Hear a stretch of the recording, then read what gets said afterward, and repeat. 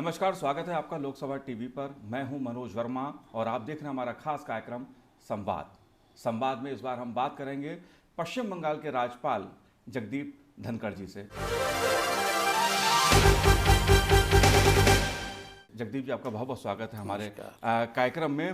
दरअसल अगर बात मैं पश्चिम बंगाल की कर रहा हूं तो पश्चिम बंगाल इन दोनों सुर्खियों में रहता है ममता सरकार के कुछ फैसलों के कारण, कभी राजभवन से टकराव के कारण, कभी केंद्र सरकार से टकराव के कारण और कभी राजनीतिक हिंसा के कारण पश्चिम बंगाल सुर्खियों में रहता है।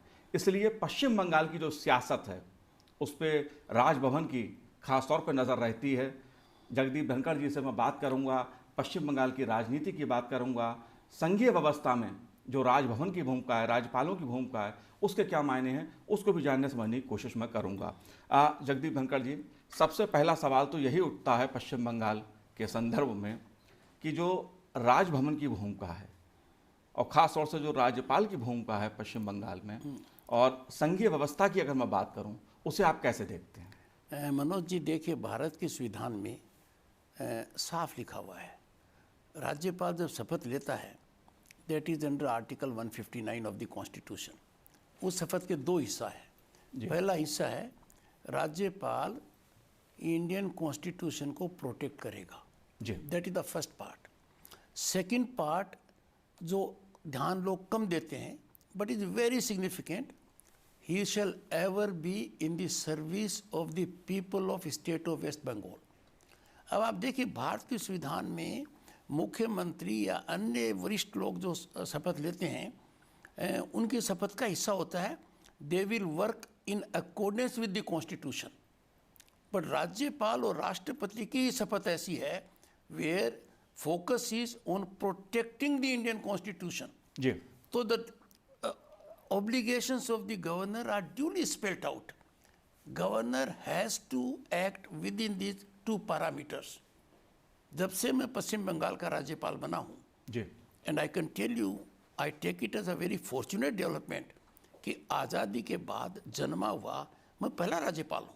जी, I will never ever step out of my constitutional limitations. जी, राज्यपाल का काम है, he must have patience, he must engage in persuasion, he must try to keep everyone on the board. पर कहीं भी यदि अगर कॉन्स्टिट्यूशन को बचाने की बात आती है और to be in the service of the state of people, I am sure the governor must act.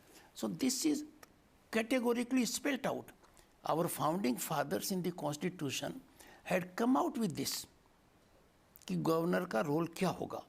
लंबे समय से आज़ादी के बाद सुप्रीम कोर्ट के निर्णय के माध्यम से, कमीशंस के माध्यम से ये चीज़ स्पेल्ड आउट रही है कि गवर्नर का रोल क्या रहेगा।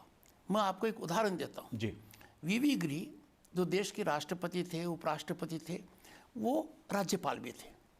जब वो राज्यपाल थे तो उनकी स्टेट को प्लानिंग कमीशन ने अलोकेशन धन का कम किया, उनको अच्छा नहीं लगा।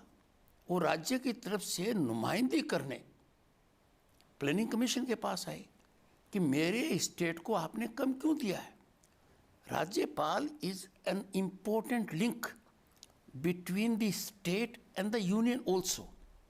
आप देखिए, हाल में 50th गवर्नर्स कॉन्फ्रेंस हुई, एक मेजर माइलस्टोन है। जी, जब मुझे इसकी जानकारी मिली तो कॉन्फ्रेंस के करीब 50 दिन पहले मैंने माननीय मुख्यमंत्री को पत्र लिखा कि there is a conference, you please flag the issues to me. आप कोई ऐसे मुद्दे जो उठाना चाहते हैं जो राज्य हित के हैं उन पर आप ध्यान आकर्षित कीजिए, मेरे पास भेजिए, मैं उनका अध्ययन करूंगा और गवर्नर्स कॉन्फ्रेंस में उठाऊंगा। जब उनकी तरफ से कोई जवाब नहीं आया 3 सप्ताह तक, I sent her a reminder. जब कॉन्फ्रेंस करने में दिल्ली आ गया उस दिन उनका पत्र मेरे पास आया। You will be surprised to learn, pleasantly surprised, जी, कि उन्होंने जो 3 बातें कही थी उन तीनों को मैंने उसी लैंग्वेज के अंदर उठाया। राज्यपाल का दायित्व है कि if state has some concern in connection with the union, राज्यपाल must take up that issue, जी, and I did it. exactly in the same language. So it's a very constructive role. It's a role of a critical consequence. Indian constitution में जो checks and balances हैं उनमें एक ये important check and balance है, so that federal structure works harmoniously. जी जी, लेकिन सर आप चेक और बैलेंस की बात कर रहे हैं, लेकिन हम देख रहे हैं कि पश्चिम बंगाल में आप चाहे हो आपको विरोध का सामना वहाँ करना पड़ता है, काले झंडे दिखाए जाते हैं। ममता बनर्जी सरकार राजनीति करने का आरोप राजभवन पर लगाती है। अगर मैं पश्चिम बंगाल से निकल के चलूँ केरल की तरफ, तो हाल में हमने देखा कि वहाँ के गवर्नर आरिफ मोहम्मद खान साहब के साथ देखिए जो सलूकी हुई, मुझे तो आप पश्चिम बंगाल तक ही मनोज जी सीमित रखिए। जी, आपकी बात सही है कि कुछ घटनाक्रम 5 महीने में ऐसा हुआ है जो दिल को दुखी करता है। जी, जैसे यदि अगर राज्यपाल कॉन्स्टिट्यूशनल हेड विधानसभा के अध्यक्ष को सूचना देकर जाता है और विधानसभा का गेट बंद मिले, जी, तो ये अच्छा नहीं है। It sends a very wrong signal. ये डेमोक्रेसी के ऊपर एक काला धब्बा है। ये 5 दिसंबर को हुआ। जब ये हुआ तो मेरे मन में बड़ी भारी पीड़ा हुई कि इस धब्बे को कितना जल्दी मैं साफ करूं। I got into the mode, persuasive mode, reasoning mode, और 17 दिसंबर को जब मैं विधानसभा गया, गेट भी खुला था और मैंने हिस्टोरिक पश्चिम बंगाल की विधानसभा को देखा। जी, यदि अगर कहीं कुछ गड़बड़ होगी किसी की भी गलती से, किसी के भी इंडिस्क्रिशन से, राज्यपाल का ऑब्लिगेशन है not to look into those holes but to see situation is repaired. Otherwise let me tell you, ये बहुत सीरियस डेवलपमेंट है कि constitutional head goes to the legislature जी, and the gate is locked.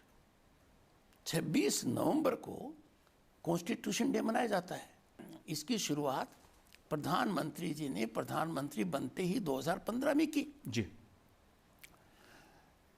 अब देखिए, क्या आप कल्पना कर सकते हैं कि अपनी ही विधानसभा में, अपने ही स्टेट में राज्यपाल पूर्व लोकसभा अध्यक्ष की बात बोलेगा, पूर्व चीफ इलेक्शन कमिश्नर की बात बोलेगा, 2 पूर्व राज्यपालों की बात बोलेगा, एक पूर्व राज्य के मुख्य न्यायाधिपति के पास बोलेगा। फिर भी कई बार गलत संकेत न देने के लिए खून की घूंट पीनी पड़ती है। जी, मैं गया, पर मैं इस चीज़ को उचित नहीं मानता। जी, it a serious act of impropriety. The protocol provides that governor of the state will address the assembly in precedence to everyone else. जी, और ये सब कुछ होने के बाद भी भारतीय डेमोक्रेसी एक जीवंत डेमोक्रेसी है, दुनिया को बड़ा संकेत देने वाली डेमोक्रेसी। जी, मैं बात इसीलिए कर रहा हूँ, मैंने बात पश्चिम बंगाल से केरल तक या दूसरी राज्य, मैंने इसीलिए बात की कि संघीय व्यवस्था में जो राज्यपाल की भूमिका है वो एक, जैसा आपने कहा कि हमारा एक प्रकार से संविधान का रक्षक है राज्य में, राष्ट्रपति के प्रतिनिधि हैं राज्यपाल हमारे राजभवन में, राज्य में। अगर किसी राज्यपाल के साथ, राष्ट्रपति के प्रतिनिधि के साथ उसे विधानसभा का दरवाज़ा बंद कर दिया जाए, यूनिवर्सिटी में अगर वो जाता है तो उसे काले झंडे दिखाए जाएं, ये क्यों स्थिति है पश्चिम बंगाल में? देखिए, क्या आप खून के घूंट पी लेते हैं कभी कभी? क्यों खून के घूंट पीना पड़ता? आखिर ममता सरकार को क्यों ऐसा टकराव है आपसे? मैं मानकर चलता हूँ और मैं स्पष्ट मत है मेरा, जी, ममता जी की ममता मुझे निश्चित रूप से मिलेगी। मेरा प्रयास रहेगा, मैं उस प्रयास को कम करने वाला नहीं हूँ। वो एक अनुभवी नेता हैं, she is a chief minister for a second term, but at the same time constitutional head के जो ऑब्लिगेशंस हैं, जैसे कुछ मुद्दे उन्होंने उठाए बिल्स के बारे में, जी, अब एक पक्ष को बार बार मीडिया में देना बिना पूरी जांच पड़ताल के अच्छा नहीं है। मुख्यमंत्री के पास एक लंबी चौड़ी मंत्रियों की फौज है, वो आए दिन कोई इनको बयान दे सकते हैं। राज्यपाल के पास ऐसी कोई फौज नहीं है। राज्यपाल को मीडिया से जितना दूर रहे अच्छा है, पर यदि अगर एक नैरेटिव सेट अफ्लोट है और कि राजभवन की वजह से ये गलत हो रहा है, तो निश्चित रूप से राज्यपाल को बेबसी में बोलना पड़ता है। मुझे ये कहना पड़ा I don't delay any legislative work, but I am not a rubber stamp. जी I am not a post office. I will have to apply my mind. Legislative work की सीरियसनेस है. यदि राज्यपाल के पास कोई लेजिस्लेटिव वर्क आया है, either for seeking assent और a final consent, he has to apply the mind. Paschim Bangal के अंदर मैंने किसी भी लेजिस्लेशन के मामले में कोई देरी नहीं की है, पर जहाँ सरकार की तरफ से इनपुट नहीं आया, बार बार कहने पर इनपुट नहीं आया, तो मैं उसको दूसरे लेवल पर ले जाता हूँ और राज्य के मुख्य सचिव को मेरा सचिव लिखता है कि आप इसमें दखलंदाजी कीजिए. जब तब भी नहीं आता है तो मैं व्यक्तिगत रूप से राज्य के मुख्यमंत्री का ध्यान आकर्षित करता हूँ जी. पर मैं मानकर चलता हूँ कि हालात 2020 में बेटर होंगे. I want to forget 2019. जी why I wish to forget कि मैं यदि अगर आपको ये कहूँगा कि इतनी कमियां रखी हैं, that will not be a constructive approach. But I would always want that it is not important how you deal with Jagdeep Dhankhar, जी but it is important how you deal with the constitutional head, and that's a serious obligation. मैं आपको बताता हूँ, देखिए, मैं हर चीज़ के अंदर बहुत बारीकी से ध्यान देता हूँ कि किसी भी मेरे कदम से राज्य के मुख्यमंत्री की गरिमा कम न हो. 25 दिसंबर को भारत रत्न, भारत के पूर्व प्रधानमंत्री अटल बिहारी वाजपेयी की जन्म जयंती पर हिस्टोरिक राजभवन में उनके पोर्ट्रेट का अनवीलिंग हुआ. जी 27 नवंबर को इसकी परिकल्पना की गई. जब 27 नवंबर को इसकी परिकल्पना की गई, उसी दिन मैंने माननीय मुख्यमंत्री को पत्र लिखा और अनुरोध किया कि आप शायद सबसे ज़्यादा सक्षम हैं इस महान स्टेट्समैन का पोर्ट्रेट अनवील करने के लिए. मैंने सकारात्मक कदम उठाया. जब उन्होंने कोई जवाब नहीं दिया, कोई मैसेज नहीं दिया और सरकार की तरफ से कोई नहीं आया, मंत्री या अधिकारी, मन तो खट्टा हुआ है. And I did not release it. जब भी 1-to-1 उनसे मुलाकात होगी मैं कहूँगा, क्योंकि ऐसा कोई मौका नहीं देखा सार्वजनिक रूप पर जब वो भारत रत्न अटल बिहारी वाजपेयी जी के पक्ष में बहुत कुछ नहीं कहती हैं. उनके राजनीतिक जीवन में अटल जी का बहुत ज़बरदस्त योगदान है. ये मनोज जी आपको मेरे से ज़्यादा पता है. But we must maintain very high standards. the relationship between the governor and chief minister should not be at political plane. That relationship has to be at a statesmanship approach. और कई बार क्या है कि गलतफहमियां पाल लेते हैं, रस्सी को सांप समझ लेते हैं. That's not a good approach. राज्यपाल किसी भी तरीके से ऐसा कदम नहीं उठा सकता जो लक्ष्मण रेखा के बाहर है. जी एज राज्यपाल मैं भारत के संविधान की मुट्ठी में हूँ. The only script I know is the script of the Indian constitution. उस स्क्रिप्ट के बाहर मैं नहीं जा सकता. जी पर उस स्क्रिप्ट में मुझे कोई ये कहे कि आप राज्य में कहाँ जाओगे वो सरकार से पूछ कर जाओ, I can't yield. What will happen to my oath? I will go to every nook and corner of state of West Bengal at my discretion, at my judgment, without taking any permission. जिस दिन मैं ये करूँगा, I will be outraging my oath. जी और मैंने ध्यान आकर्षित कराया है. आप देखिए बड़ी भारी पीड़ा होती है, but we have to be in positive frame. जी वरना राज्य का मुख्यमंत्री यदि अगर ये कहे लगातार that governor is running a parallel government, in democracy it's a very serious charge. I fail to understand what kind of parallel government am I running. But इस issue को I will iron out. I will discuss, debate with her. मैंने open invitation किया, जब phone करने के बाद, पत्र लिखने के बाद नहीं हुआ, that I am prepared to have dialogue, discussion, deliberation with the Honorable Chief Minister at any place, at any time, because democracy can function only with dialogue. उसका नतीजा ठीक निकला है जी। राज्य के मुख्य सचिव मिलने आए, राज्य के महानिदेशक आए पुलिस के, और राज्य के वरिष्ठ मंत्री मिलने आए, चर्चा हुई तो एक रास्ता खुला है, एक नई किरण दिखाई दी है। और इसीलिए मैं लगातार कह रहा हूँ कि 2019 में जो कुछ कमियां थी वो 2020 में नहीं होंगी। पर मीडिया में भी मैं एक बात कहना चाहूँगा, राज्यपाल रोज़ रोज़ अपना एक्सप्लेनेशन नहीं दे सकता जी।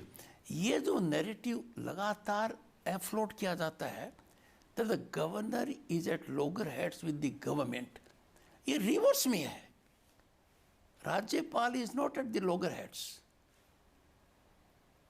it may be the other side, but 2020 में मेरे को दो बातों का पक्का अंदाज़ा है कि 2019 में पश्चिम बंगाल में हमने वायलेंस देखा, पीड़ादायक वायलेंस देखा, रेल के ऊपर पत्थर देखा, रेलवे स्टेशन टॉर्च होती हुई देखी, पब्लिक प्रॉपर्टी को आग लगाते हुए देखा।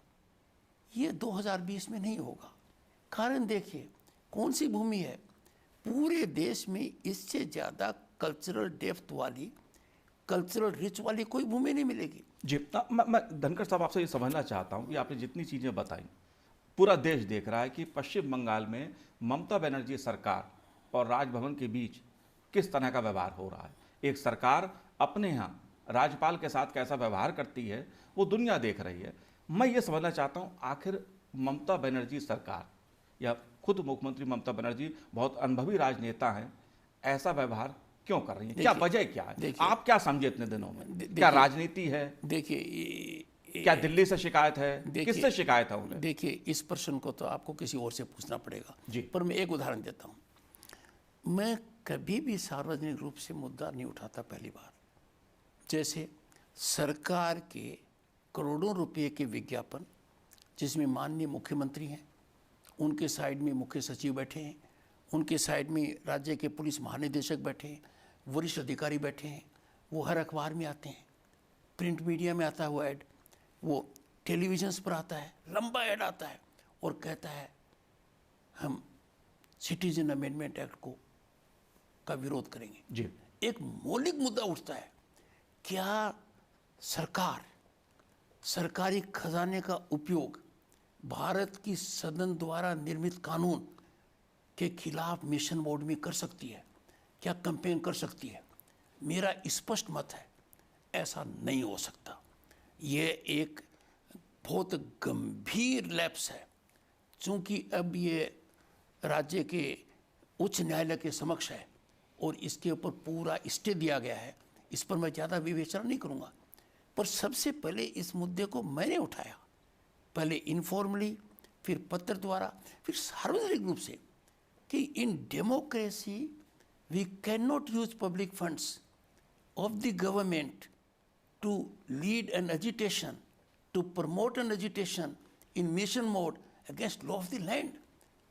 That is my duty under Article 159 to protect the Indian Constitution, and that I am required to do. Therefore, I did it. ऐसा जरूरी था, इसलिए किया गया। जी। लेकिन एक सवाल और उठ रहा है, मैं बात कानून पे, संविधान पे लेके जा रहा हूँ, केवल पश्चिम बंगाल में नहीं।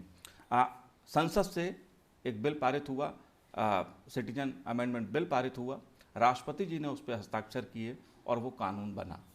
आज ममता बनर्जी सरकार, ममता बनर्जी खुद कहती हैं कि CAA लागू पश्चिम बंगाल में नहीं होगा। NRC का वो विरोध करती हैं, हालांकि NRC की बात अभी सिर्फ लागू करने तक सीमित है। उनके इस आचरण को, या कुछ और राज्य हैं जहां से इस तरह की आवाज़ें उठ के आती हैं कि हम केंद्र द्वारा पारित उस बिल को, उस कानून को नहीं मानेंगे, नहीं स्वीकार करेंगे, इसे आप कैसे देखते हैं लोकतंत्र में? मेरा स्पष्ट मत है, chief minister has taken an oath under the Indian Constitution. जी That oath is she will act as per Indian Constitution, which means she will believe in the laws made by the Indian Parliament. ये कानून जो बना citizen amendment act, जब bill pass हुआ, दोनों सदन में, राज्यसभा और लोकसभा में एक लंबी चौड़ी पार्टिसिपेटरी डिबेट हुई। जी महामहिम राष्ट्रपति के दस्तखत के बाद ये नोटिफाई हुआ, it is law of the land. Once it is law of the land, मैंने इश्यू को फ्लैग किया that as constitutional head honourable chief minister सड़क पर आकर आंदोलन नहीं कर सकती। उसका दो रिएक्शन आए। एक रिएक्शन वरिष्ठ संसद सदस्य का आया by way of a tweet, second उनकी पार्टी की तरफ से आया।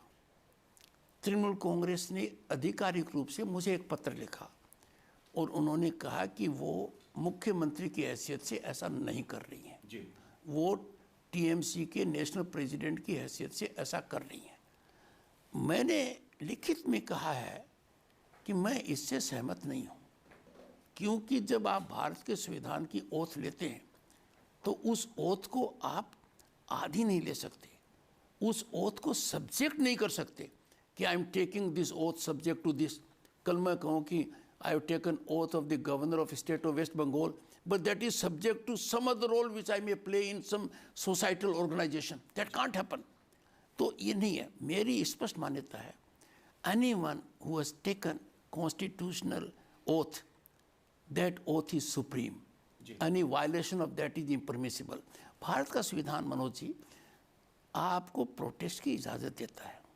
ये एक बहुत वैल्यूबल राइट है। डेमोक्रेसी इसी पर जीवित है कि किसी भी व्यक्ति का ये लगे कि मुझे इस बात पर प्रोटेस्ट करना है। समस्या वहाँ होती है जब वो प्रोटेस्ट कानून से टकराता है। यदि अगर वो प्रोटेस्ट आपके अधिकारों के ऊपर अंकुश डालता है या किसी और के अधिकार पर अंकुश डालता है और आपराधिक हो जाता है तो वो गलत है। पर इससे ऊपर उठने वाला वो है कि कुछ लोगों को ये अधिकार ओथ की वजह से नहीं है। जी ब्रेक पर जाऊं उससे पहले एक बात और, क्योंकि इसी से जुड़ी हुई है कि केरल विधानसभा ने जो प्रस्ताव नागरिकता संहिता कानून के खिलाफ पारित किया, पश्चिम बंगाल इसे आप की कैसे बात देखते हैं? कीजिए, क्योंकि ये विषय भी संविधान से जुड़ा हुआ है। खैर, मैं पश्चिम बंगाल की बात करूंगा। सवाल बहुत सारे पश्चिम बंगाल की राजनीति को लेकर है। जिस तरह से पश्चिम बंगाल राजनीतिक हिंसा के कारण देश भर में सुर्खियों बटोरता है या बनता है, सुर्खी में आता है। क्यों आता है, क्यों राजनीतिक हिंसा पश्चिम बंगाल में होती है, मैं इसे भी समझने की कोशिश करूंगा। और कई पहलू हैं पश्चिम बंगाल की राजनीति से। आप देखते रहिए लोकसभा टीवी।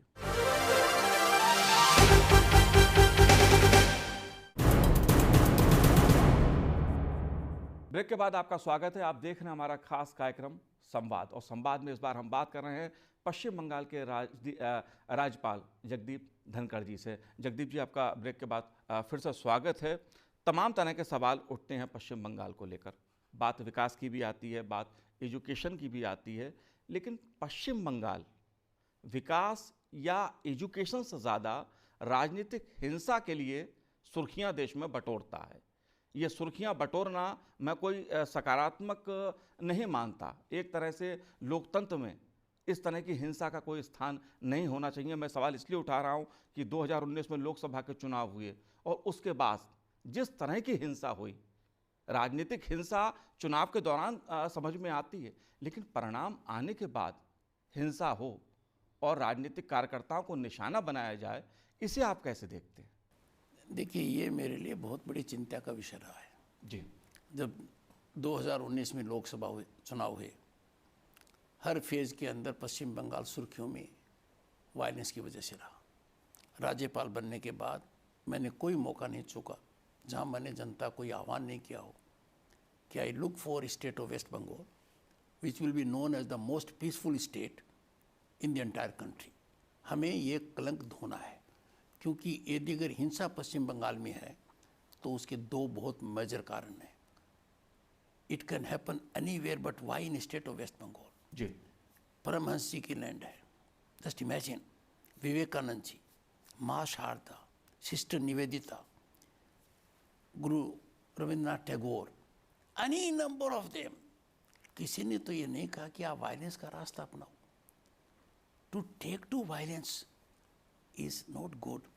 एजुकेशनल इंस्टीट्यूशंस के बारे में गवर्नर होने के नाते मैं बहुत वाइस चांसलर हूँ। जी। सबसे पहले मैंने सभी चांसलर्स को बुलाकर चर्चा की और चर्चा कर कर मैंने संकेत दिया कि we must convert our universities in temples of education, क्योंकि किसी भी देश को बर्बाद करने का सबसे आसान तरीका है, बिना बुलेट के बर्बाद कर सकते हो, if you destroy its education system. Paschim Bengal has very rich educational institutions. 2019 एक तरीके से हमारे लिए अच्छा रहा है जी। जादवपुर यूनिवर्सिटी की रैंकिंग बढ़ी है, कलकत्ता यूनिवर्सिटी की रैंकिंग बढ़ी है, IIM कलकत्ता की बढ़ी है, IIT खड़गपुर की बढ़ी है। पर जो घटनाक्रम पीड़ा देता है वो ये देता है कि राज्य सरकार ने ऐसे नियम बना दिए जैसे पूरी तरह से राजनीति का DNA एजुकेशनल इंस्टीट्यूशंस के अंदर प्रवेश कर गया हो। आप कल्पना नहीं कर सकते। और देश के अनेक एकेडमिशियंस ने, फॉर्मर वाइस चांसलर्स ने पीड़ा जाहिर की है मेरे से चर्चा कर कर। यदि राज्यपाल किसी एज वाइस चांसलर किसी चांसलर से बात करना चाहे या पत्र लिखना चाहे तो आपको पता है नियम क्या है? That letter communication will have to be routed through secretary of the government. जी। और यदि अगर वाइस चांसलर से बात करना चाहे या पत्र भेजना चाहे उधर से करेगा। This can't happen, this is outrageous, this is not civilised, this is not constitutional. मेरा प्रयास रहेगा कि इसमें बदलाव आए। मैंने माननीय मुख्यमंत्री को पत्र लिखा 25 दिसंबर को। मैंने लिखा कि 2 दिन तक मैं जादवपुर यूनिवर्सिटी में गया, 2 दिन तक मैं अपना कार्य करने गया, 2 दिन तक मुझे कन्वोकेशन में जाना था, कोर्ट की मीटिंग में जाना था, मैं वहाँ अटेंड नहीं कर पाया।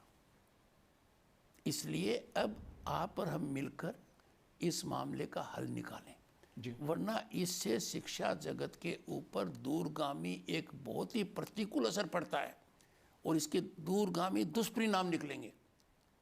माननीय मुख्यमंत्री जी ने 26 दिसंबर को इसका जवाब दिया, एक बहुत सकारात्मक रुख अपनाया। I was happy and dilated.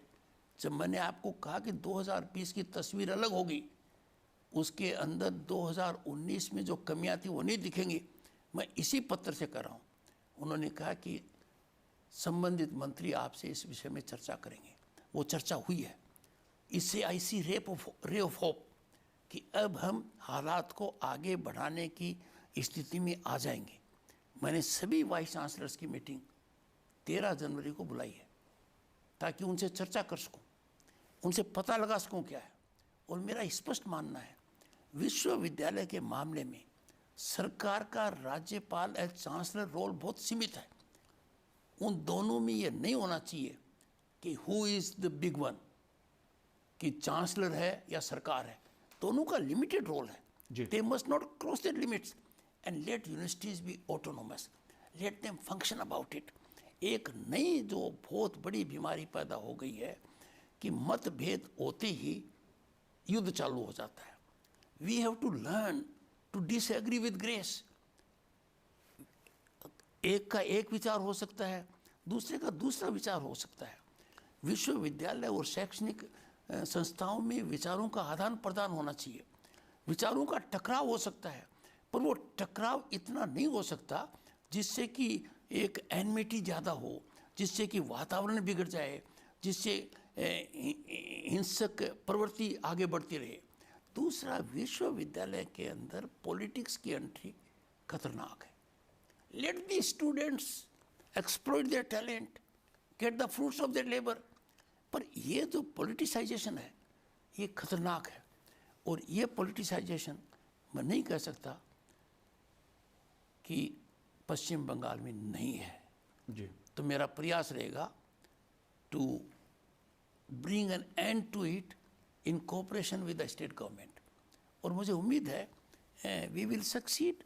ऐसा मुझे लगता है। आपको उम्मीद है चीज़ें ठीक हो जाएंगी 2020 में, हम भी उम्मीद कर रहे हैं। लेकिन जो ज़मीन पर चीज़ें दिखती हैं, जो देश देख रहा है कि आज राजनीतिक हिंसा की बात मैं पश्चिम बंगाल में कर रहा हूँ, अगर मान लीजिए पश्चिम बंगाल की पुलिस की जगह आपको सीआरपीएफ की सुरक्षा में रहना पड़ता है, ये स्थिति क्यों बनती है? देखिए, मेरा ये मानना है, इसे आप कैसे देखते हैं? देखिए, पश्चिम बंगाल की पुलिस को आप ये मानिए कि ये जो सिक्योरिटी का एंगल है, ये निर्णय मैं नहीं लेता हूँ जी। और सिक्योरिटी के मामले में कभी चर्चा भी नहीं होनी चाहिए। क्यों सिक्योरिटी किसकी होती है, कौन करता है, ये निर्णय संबंधित व्यवस्था को ही लेना चाहिए। ममता बनर्जी रेल मंत्री थी, वो राज्य की मुख्यमंत्री बनी, महीनों तक रेलवे प्रोटेक्शन फोर्स उनकी रही वहाँ पर, और मैं चाहता हूँ कोई प्रश्न नहीं उठाना चाहिए इसके ऊपर। अभी है उनके यहाँ। Security is an issue which must be out of date. जी। But let me tell you firmly and finally, as governor state of West Bengal, इस विषय पर मैंने यदि अगर कोई चर्चा की है तो सिर्फ राज्य सरकार से की है। जी। मेरा पहला प्रयास रहेगा that I must be foot soldier for the state of West Bengal.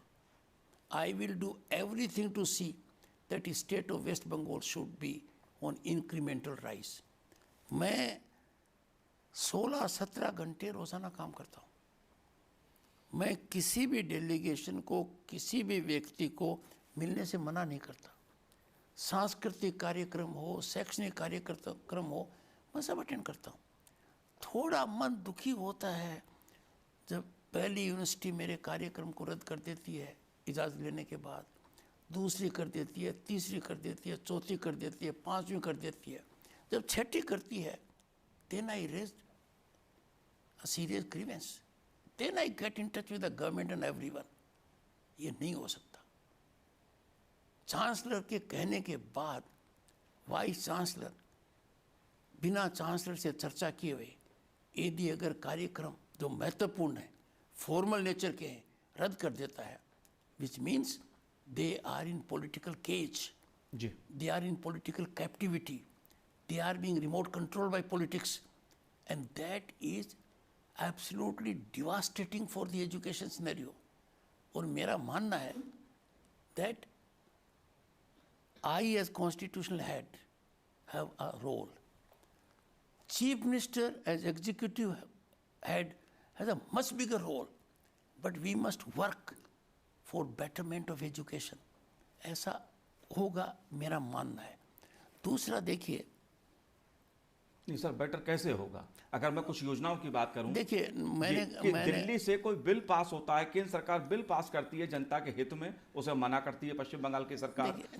अगर केंद्र सरकार कोई कल्याणकारी योजना शुरू करती है, किसान सम्मान निधि की योजना शुरू की, पश्चिम बंगाल सरकार कहती है हम लागू करेंगे नहीं उसे। देखिए मैं बताता हूँ मनोज जी, मेरे साथ एक बड़ी विचित्र घटना हुई जी। 3 महीने में राज्यपाल के पास 3000 एप्लीकेशंस मेडिकल असिस्टेंस की आ गई। जी। राज्यपाल के पास कोई बहुत बड़ा फंड नहीं होता है, एक छोटा सा फंड होता है। यदि अगर मैं सबको समान रूप से दूं तो उनको कुछ नहीं मिलेगा। पर मैं चिंतित हो गया कि एक तरफ तो केंद्र सरकार का आयुष्मान भारत है, जिसकी दुनिया भर में सराहना हो रही है, और जो कहते हैं कि एक परिवार को 5 लाख तक की मदद मिलेगी। तो मैंने तुरंत पता किया, बोला राज्य में आयुष्मान भारत लागू नहीं है। तो मेरे मन में पीड़ा हुई कि राज्य की जनता का जो लेजिटिमेट हजारों करोड़ का फायदा हो सकता है, उसको आखिर सरकार ने मना क्यों किया? This is absolutely unacceptable. फिर मैंने देखा कि आपकी व्यवस्था क्या है। तो आपकी व्यवस्था की खामी यह है कि राजभवन तक तो बहुत कम लोग आ सकते हैं, और 3 महीने में 3000 एप्लीकेशन आने का एक बहुत बड़ा संकेत है that something is terribly wrong. I went public at a conference of doctors. I said, state of West Bengal के लोगों की सेवा करना मेरी शपथ का हिस्सा है। उस हिस्से के तहत जो आर्टिकल 159 में स्पेल्ट आउट है, मैंने कहा we must have relook at it. यदि अगर आयुष्मान भारत के अंदर केंद्र सरकार का बड़ा अंश है, उसका फायदा पश्चिम बंगाल की जनता को निश्चित मिलना चाहिए। जब मैं आज आ रहा था, मुझे हैरानी हो गई कि किसान को गरीब किसान जो इतनी परेशानी में रहता है, जिसके लिए एक बहुत बड़ा सम्मान निधि का कार्यक्रम किया गया है, पीरियोडिकली मिलता है, उसकी हालत ग्रेजुअली सुधरेगी। पश्चिम बंगाल में मुझे बताया गया संख्या ज़्यादा भी हो सकती है कि 70 लाख है, अब उनको कुछ नहीं मिलता है। तो यदि अगर संघीय ढांचे का हिस्सा होते हुए, while living in the country as part of the country which West Bengal and all states are, and there is a scheme of the central government, और आप उसको लागू न कर कर उस गरीब फार्मर का नुकसान कर रहे हैं, ये तो उचित नहीं है। दूसरा, इससे पूरी इकोनॉमी के ऊपर भी विपरीत असर पड़ता है। The amount these 70 lakh people will get several times a year and year after year will get into economy. It will be on the rise. तो मैं ये कहता हूँ कि राज्य टकराव की राजनीति केंद्र के साथ नहीं कर सकता।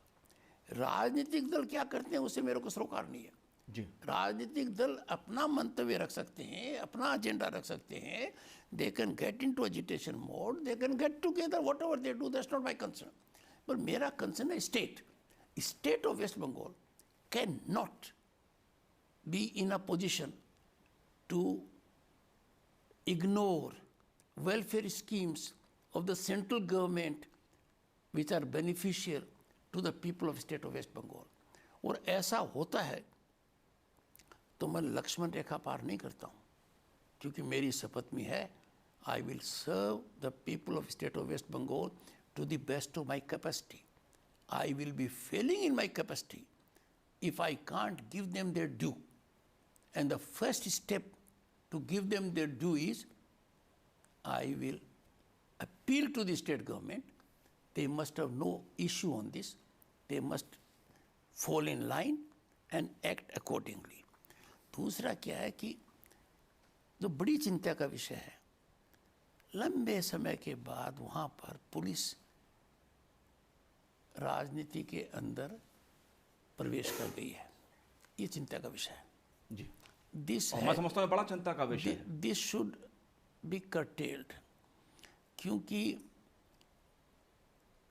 पुलिस व्यवस्था निर्भीक हो, निश्चित हो और किसी भी राजनीतिक एंगल के दबाव में न आए। पर यदि अगर ये राजनीतिक कार्यकर्ता से भी आगे बढ़कर राजनीतिक गतिविधियों में आते हैं तो पीड़ा होती है। तो मैंने ये मुद्दा उठाया और मैं कटिबद्ध हूँ इसके लिए कि प्रजातांत्रिक व्यवस्था मजबूत तभी होगी जब फेयरलेस इलेक्शन होगा, फेयर इलेक्शन होगा, और फेयर इलेक्शन होने के बाद मतदान किसने किस रूप में किया है उसका कोई दुष्परिणाम नहीं होगा जी। ये हिंसा निरंतरता से वहाँ होती रही है। बाई इलेक्शंस हुए, उनके अंदर भी इस प्रकार की बातें देखने को आई, जो 3 बाई इलेक्शन हाल में हुए। मैं मानकर चलता हूँ एक सुव्यवस्थित रूप से चुनाव आयोग को भी ध्यान देना चाहिए कि राज्य में प्रजातांत्रिक व्यवस्था को मजबूत करने के लिए अति आवश्यक है कि हर परिस्थिति में फ्री फेयर इलेक्शन हो and a voter should never face consequences of exercising his or her right of vote. Ji.